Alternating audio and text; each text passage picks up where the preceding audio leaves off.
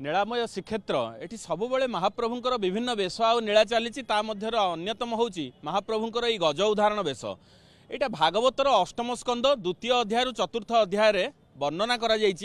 गजराज जितेबले सरोवर में जितेबले तृषार्त होकर जलपान करने को जाइए रम्य सरोवर में अन्य हस्तिनी मानक सहित जल क्रीडार मत होती से हु नामक एक साप्यग्रस्त गंधर्व जी कि कुंभीर बा ग्राह रूप को लेकिन रही से जल भितर सी कुपित होकर गजराजर पाद को आकर्षण करुड़ी देती सेतिकी समय गजराज अत्यंत बल खटेक कुंभीर कबल निस्तार करने पाइबापी घमाघोट लड़ई करी ए युद्ध दीर्घ सहस्र वर्ष पर्यंत चली गजराज एवं कुंभीर मध्य जेतेबेले तार हस्तिनी पत्नी माने जानिचंती जे स्वामींकर मृत्यु अवश्यंभावी सेतेबेले सेमाने सब ताकू त्याग करी चली जाइचंती एवं गजर सेतेबेले संस्कार पूर्वजन्मर संस्कार उदय होईची जे ये होची अनित्य एठी केही कार साक्षी नुह एकमात्र परमात्मा को ही भजन कले सी मते घोर विपद उद्धार करेंगे तेणु गज को जितेबाला मृत्यु प्रमाण जितेबाला विपद पड़ी से सी आउ कि न पाई पुष्करिणी गोटे पद्म फूलटी हाथ में शुंढे तोलिकी महाप्रभु को आवाहन करी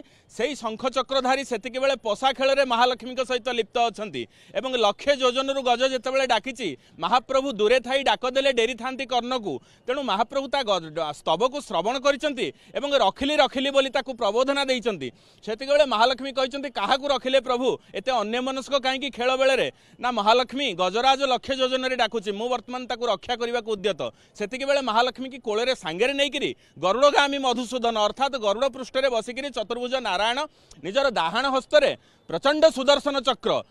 आयुध दिव्य बपुसे विष्णु आयुध मुत्तवम जे कोटि अनल सूर्य तेजर प्रचंड सुदर्शन चक्र को धरिक जितेबाला पहुँची जाइए ए परिस्थिति गजराजर दर्शन करते गरुड़ पृष्ठ अवरोहण करी सांगे सांगे सरोवर मध्य प्रवेश कर ग्राह अर्थात कुंभीर शिर को सुदर्शन चक्र रे छेद कर गजर पाद को निजर दुई हाथ में तोलिक महाप्रभु ताको ऊपर को टाणी आनी ए दृश्य को दर्शन कर विभिन्न प्रकार विबुध माने अर्थात समस्त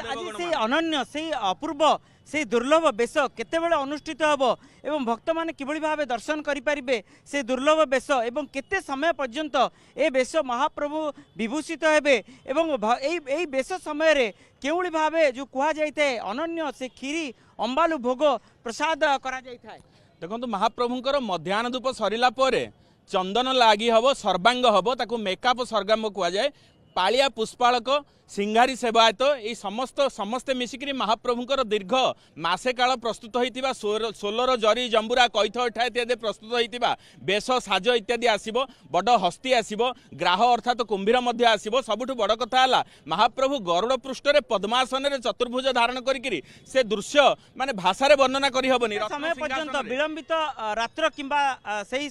समय बड़ सिंगार बेश केते समय ए बेश महाप्रभुंकर दीर्घ 4 घंटा 5 घंटा पर्यंत भक्त माने दर्शन पाइबे आज है गरुड़ महाप्रभुंकर जो गरुड़ स्तंभ गरुड़ वर्ष भितर सब बेले गोटे थर बा दुई थर गाधई था जो पार्श्ववर्ती ना आज गोटे स्वतंत्र नीति गरुड़ मध्याह्न धूप पर आउ थे स्नान करेंगे कहीं गरुड़ स्नान होकर बेश हेले महाप्रभु को वर्तमान गजराज पाक नहीं कथा हाथी गजराज रहती कुंभीर से पोखरिया भितर रहती।